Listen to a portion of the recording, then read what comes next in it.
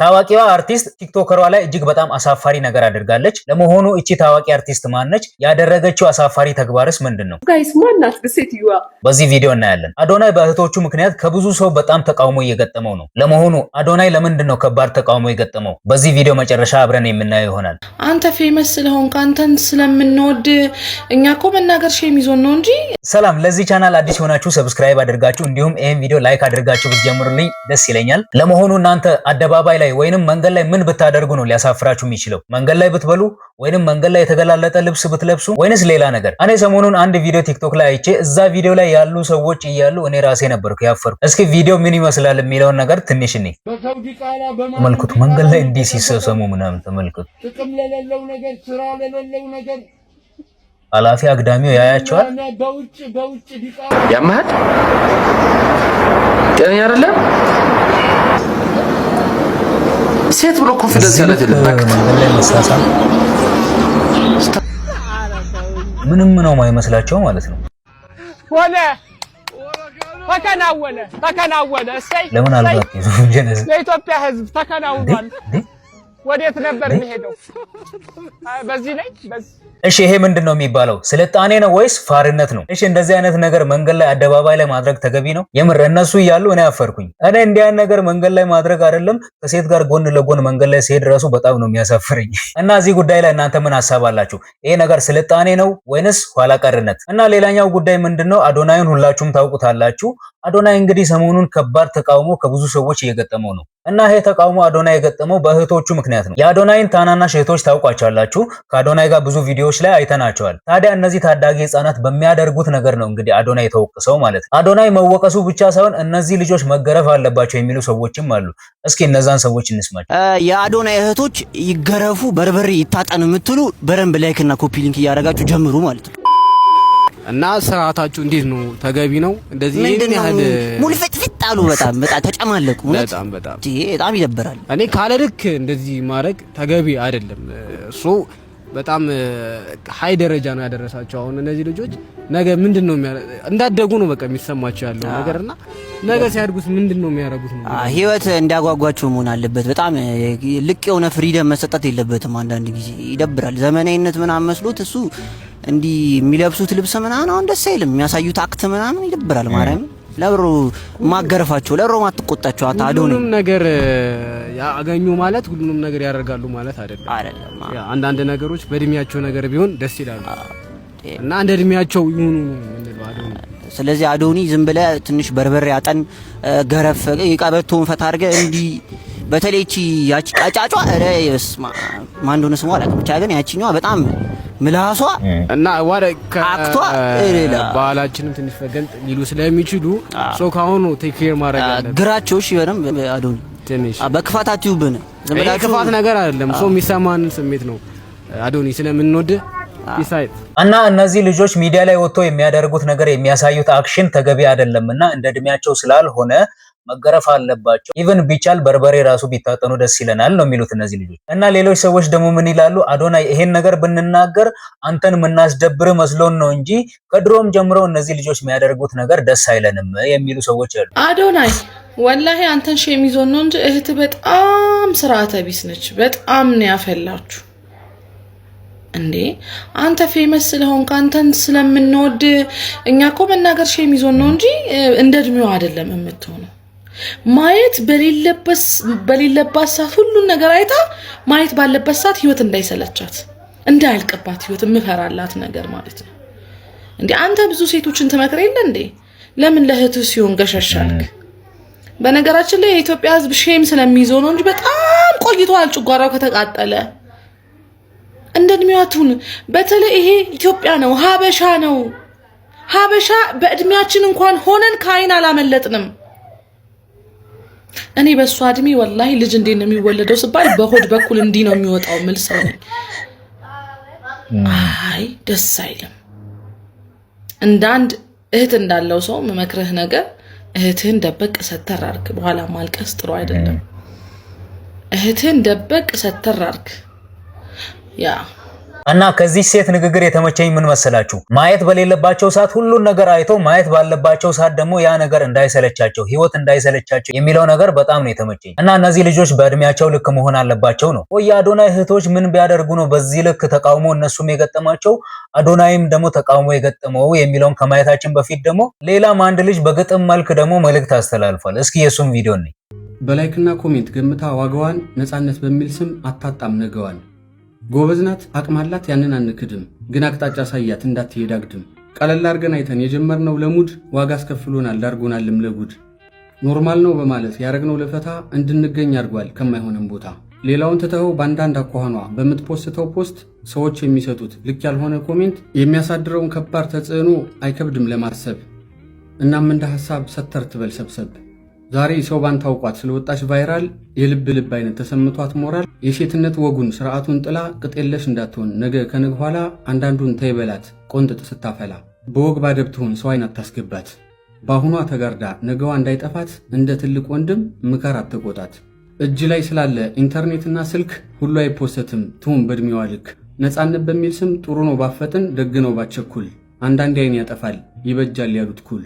እና አዶናይ ሌሎች ሰዎችን ሌሎች ሴቶችን የሚመክር ሰው ሆኖ ለራሱ እህቶች እንዴት መሆን አቃተው እያሉ ነው ብዙ ሰዎች። ቆይ እነዚህ ልጆች ምን ቢያደርጉ ነው ምን አይነት አክሽን ቢያሳዩ ነው እንደዚህ ተቃውሞ የገጠመው?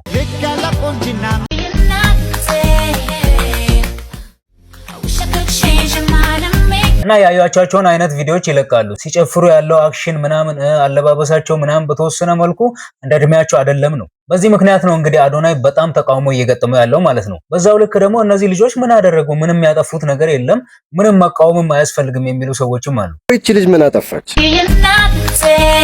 ብቻችሁ ተናዳችሁ ሐሳብ ስትሰጡ አየሁ።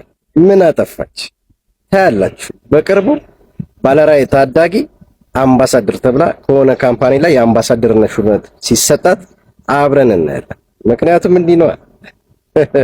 የዚህ ሰው ንግግር ልጅቷ ምንም አላጠፋችም የሚል አይነት ቢሆንም ግን የሆነ ቅኔ ያለው አይነት ይመስለኛል። ከዛ ባለፈ እኔ ዮኒ ማኛ የሚባለው ሰውዬ ለተጠየቀው ጥያቄ የመለሰው መልስ ነው የገረመኝ። አዶናይ ህፃናት ልጆችን ይዞ እየዞረ ነው፣ ዮኒ ማኛ ምን ትላለህ ተብሎ ተጠይቆ አዶናይ ህፃናትን ይዞ የሚዞረው ነገር እንዴት አየው?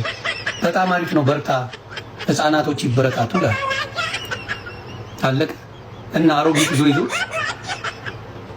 እና ዶማ አሮጊት ይዞ ታዳጊዎችን ነው ወደ ቁም ነገር የምታደርሰው እና መቋሚያ ያዙትን ይዞ በቃ።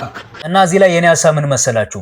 ልጅ በነፃነት ማደግ አለበት፣ ታፍኖ ማደግ የለበትም። እሱን አምናለሁ። እኛ በእኛ ጊዜ ስናጠፋ በርበሬ እየታጠንን እየተገረፍን ስላደገን የአሁን ዘመን ልጆችም እየተገረፉ በርበሬ እየታጠኑ ይደጉ ማለት አይደለም። በነፃነት ማደግ አለባቸው ልጆች። ነገር ግን ነፃነት የሚባለው እስከምን ድረስ ነው የሚለው ነው ጥያቄው ዋናው። ፐርሰናሊ እኔ እነዚህ ልጆች ሚዲያ ላይ አንዳንዴ የሚያደርጉት ነገር እኔም አይመቸኝም፣ አንዳንዴ ያናድደኛል። እውነት ለመናገር እነዚህ ልጆች ገና 13 14 ዓመታቸው ነው። ቅድም አንዷ እህታችን እንዳለችው በዚህ እድሜያቸው ብዙ ነገር አይተው ሁሉንም ነገር ካዩ በኋላ ላይ ለመኖር አይጓጉም። ሰው እኮ የሆነ የሚጓጓለት ነገር ሲኖር ነው አይደለ ህይወት የሚጥመው። ግን እነዚህ ልጆች ዛሬ ላይ ሁሉንም ነገር አይተው ሁሉንም ነገር አድርገው ካደጉ ነገ ላይ የሚኖሩት ህይወት ትርጉም አይኖረውም ማለት ነው። እና ነፃነት መስጠት ፍቅር መስጠት እንዳለ ሆኖ ትንሽ ያዝ ቢደረጉም ጥሩ ነው የሚል ሐሳብ አለኝ። እስኪ እናንተ ተመልካቾች እነዚህ ልጆች የሚያደርጉትን ነገር እንዴት ታያላችሁ? ምንም ችግር የለውም፣ ልጆቹ ምንም አላደረጉም፣ ምንም ነገር እንዲያደርጉ በነፃነት መለቀቅ አለባቸው ከሚሉት ወገን ናችሁ? ልጅ እንደ ልጅ ሲሆን ነው እንደ እድሜው ሲሆን ነው ደስ የሚለው። ስለዚህ እነዚህ ልጆች እያደረጉ ያሉት ነገር ትክክል አይደለም። ስለዚህ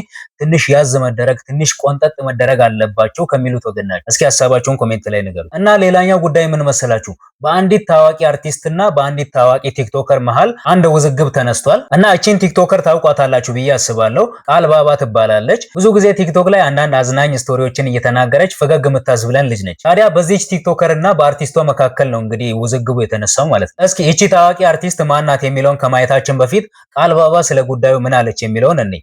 አንድ ታዋቂ አርቲስት ማለት ነው፣ ትልቅ የልጆች እናት ምናምን አርቲስት። እኔ የሆነ ፕሮሞሽን ዘርፍ ላይ በጣም እግዚአብሔር ሞገስ ሰጥቶኝ ስኬታማ የሆንበት የስራ ዘርፍ አለና እዛ ስራ ላይ ደወለች። ትእዛዝ ስለሆነ ደወለችልኝ ምናምን። እንደዚህ አክብረውኝ ሲደውሉ ምናምን በቃ ይደውሉላችኋል፣ ከዚህ ስልክም የዋናውን ሰጣለው እንትን ኦርደር ታረጋላችሁ ምናምን ብዬ ራሴ ስልክ ልኬ ምናምን ከዛ ልዘዝልሽ ወይ እንደዚህ ታረቂያለሽ ምናምን ብያት፣ ከዛ ደወለች ደውሉላት ምናምን ስላው ደወለች። እሺ ፕሮሞሽኑን ለምን እኔ ያልሰራላችሁ? ላይክ ሰየሰራች ያለች ብራንድ አምባሳደር የዛ ስራ እኔ ልስራላችሁ እንዲህ ስላለኝ ምናምን ፕሮፖዛል ምናምን ማስገባት እኔን የሚያካክሉ ልጆች አሏት። ደግሞ ኤቭሪ ዲቴል እኔ ማንም ሰው ላይ ቀርቤ አላውቅም ታውቃለች። እና በጣም ነው ያዘንኩብሽ። የሰው እንጀራ አይበላም። እግዚአብሔር ደግሞ የሆነ ስራ ላይ ሞገስ ሲሰጥ ነው እንጂ ያለ ሞገስ ማለት ነው የሆነ ሰው ስለሰራው ብትወስቹ አንቆ ነው የሚደፋሽ። ልክ አይደለሽም ተመለሽ፣ በብዙ መንገድ ልክ አይደለሽም ተብለሽ ብዙ ስትገዛጭ አይቼ አውቃለሁ። ግን በኢየሱስ እና እቺ ቃልባባ የምትባል ልጅ ሁሌ ቅርጫ የሚባል ድርጅት አለ፣ ቅርጫ የሚሸጥ ድርጅት ነው። ለዛ ድርጅት ብራንድ አምባሳደር ሆና የምትሰራ ልጅ ነች። ከሻኛ ከዳዊት ታዲያ እቺ ታዋቂ አርቲስት የተባለችው ሴት እቺ ልጅ የምትሰራውን ስራ እኔ ልስራ፣ ይሄን ስራ ለኔ ስጡኝ፣ እኔ ብራንድ አምባሳደር ልሁን የሚል ጥያቄ ነው እንግዲህ ለድርጅቱ ያቀረበችው ማለት። ግን እቺ ሴት ወይንም ታዋቂ አርቲስት የተባለችው ማን ነች? አሁን ቃልባባ እዚህ ጋር የአርቲስቷን ስም አልጠቀሰችም። ግን ቪዲዮዋ ላይ ምን አለች? ታዋቂ አርቲስት ዩቲዩብ ያላት ትልልቅ ልጆች ያሏት ሴት ነች። ከዚህ በፊት ብዙ ጥፋቶችን ሰርታ በብዙ ነገር ስትገሰጽ የነበረች ሴት ናት የሚል ነገር ተናግራለች።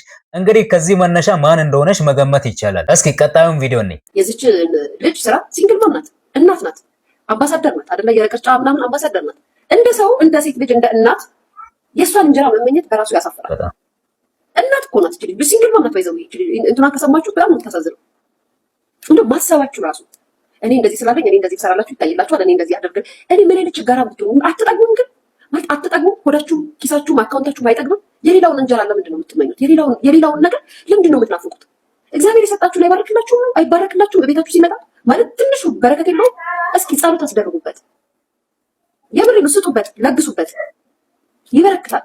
የእናንተን ማለት አልከለከላችሁም። እግዚአብሔር ልክ በሶሻል ሚዲያ ለእናንተ እንጀራ ሰጥቶ እያኖራችሁ ማለት ነው። የሰውን እንጀራ ለመቀማት እኛ እንደዚህ ስላለን እኛ እንደዚህ ስለሆነ እኛ ብንሰራላችሁ ያዋጣችኋል እኛ እንደዚህ ምናምን ቢያንስ ባትሰሩ የምትሰሩ ሰዎች ሆናችሁ በዚህ ደረጃ የሷን እንጀራ መመኘት እኛ ብንሰራ በጣም እኮ ተሰፍራላችሁ።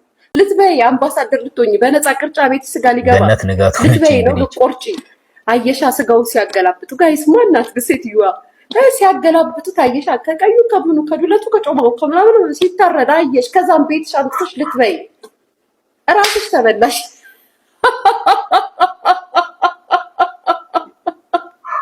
ሊበላ ሶሻል ሚዲያ ላይ ተበላሽ ራስሽ። አይ መድኃኒዓለም ይሁን ይስጥሽ። በጣም አለቀልሽ። እንግዲህ ከበሬ ጋር ሁሉ ነው የሚያገናኙሽ። በሬዋን እንዲያርጉ አንቺን አስቀምጠው ነው የሚለቁሽ።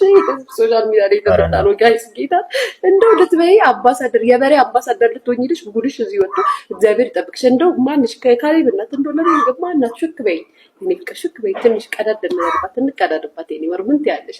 ያዋጣኛል እኔ እና እንግዲህ ቃልባባ ስትናገር የአርቲስቷን ስም አልጠቀሰችም። ግን ዩቲዩብ ያላት ትልቅ ሴት ከዚህ በፊት በብዙ ነገሮች ስትወቀስ የነበረች ሴት በማለቷ ምክንያት ብዙ ሰው አርቲስት ገነት ንጋቱን እየገመተ ነው። እንግዲህ ገነት ንጋቱ ዩቲዩብ አላት፣ እንደገና ትልልቅ ልጆች አሏት።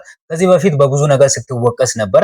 ለምሳሌ በነፃነት ወርቅነህ ጉዳይ በጣም ብዙ ስትባል የነበረች ሴት ነች። ከዛ መነሻ ነው እንግዲህ እሷ ትሆናለች ተብሎ የተገመተው ማለት ነው። ነገር ግን ይሄ ነገር የሰዎች ግምት ነው እንጂ የጉዳዩ ባለቤት የሆነችው ቃልባባ የአርቲስቷን ስም ቀጥታ ስላልጠቀሰች እንዲህ ነው ማለት አይቻልም። ነገር ግን ይሄን ነገር ያደረገችው ማንም ትሁን ማን እጅግ በጣም ያሳፍራል። ምክንያቱም እቺ ቲክቶከር ለዛ ድርጅት ብራንድ አምባሳደር ሆና አነሰም በዛም በምታገኘው ገቢ ልጇን ታሳድጋለች፣ የራሷን ኑሮ የምትገፋ ሴት ናት። ታዲያ የዚችን ልጅ ስራ እኔ ከሷ በላይ ታዋቂ ስለሆንኩ እኔ ከሷ በላይ ሶሻል ሚዲያው ላይ ኢንፍሉዌንስ ስለማደርግ የሷን ስራ ለኔ ስጡኝና እኔ ልስራ ማለት በጣም ያሳዝናልም ያሳፍራልም። ይሄ ነገር ስግብግብነትና አልጠግብ ባይነት ካልሆነ በቀር እንደዚህ አይነት ነገር አይደረግም። እንግዲህ እቺ ታዋቂ አርቲስት ማናት የሚለውን ነገር ቃልባባ እንግዲህ ፖድካስት ላይ ቀርቤ እናገራለሁ ብላለች።